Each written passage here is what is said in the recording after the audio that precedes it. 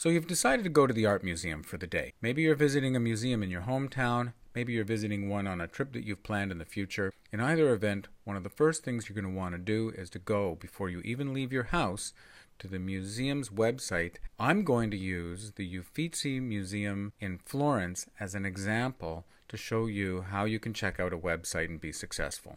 I'm here at the Uffizi's main page. As I've been talking, you can see some images that are scrolling past. For instance, they've got a detail of the double portrait of Federico da Montefeltro, shown here on the right, and his wife, Battista Sforza. They're showing you some of the highlights of their museum because they want you also to be able to narrow down what you're going to see so that you don't try to see in one day this massive museum, which is unattainable to do in one day. Focus ahead on what you want to see before you get there. Let's figure out how to do that. If I hover over the word Uffizi here, I get a series of drop-downs that will tell me something about the history, something about the rooms that they've got, other museums that they're associated with, and a timetable and services menu. If I move across those breadcrumbs, I can also buy tickets, which is invisible. We'll talk about that later. We can see a listing of other museums in Florence that we might want to go to, and we can get a set of tours and excursions. We can even take a virtual tour, and we can even book hotels before we get there. Now let's just find out more about the gallery itself. If I want to click on the history of the museum throughout the centuries, what I'll get is a history of the museum through those ages. If I just run back and I go to the rooms, if I click on, say, second floor, I'll get a listing of all the individual rooms that they offer, and I will be able to find, by going a little bit deeper and clicking on the links, more text, but no images. Let's just run back for a second, one more time. If I want to find paintings and see what they look like, I can explore that by clicking on the paintings link.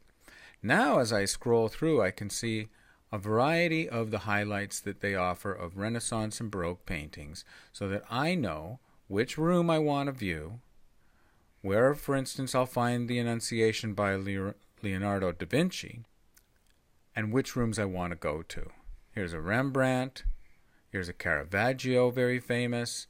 As I scroll down a little bit farther, let's say I was looking for Federico da Montefeltro's double portrait with his wife Battista Sforza, and I'll find it here. I can click on Read More. I'll get a larger thumbnail of the image. I'll know what room it's in, number 8. And I'll get a history of the image, which will tell me the paintings were not originally joined as they are now. They were two separate portraits, now formed into a double portrait. I'll find out why they're both shown from profile, because normally you would see the man in full face, not shown side like this. But he's in a side profile because if you notice closely around his nose and his eye, during a tournament he lost his right eye and part of the bridge of his nose, and he did not want to be shown full on like this, nor did he want to be shown in an unfaithful way, full on with both eyes, because he was missing one. At some point in the past, the two portraits were joined together in a hinge so that it appeared that the married couple, Battista Sforza and Federico da Montefeltro, who was a ruler in one of the city-states in Renaissance Italy, were looking at each other. So we can see that although the Uffizi, which is huge and has a lot of art in its collection, wants to show you what the highlights are to give you a sense of what you might see before you get there. Let's continue on with planning the rest of our trip.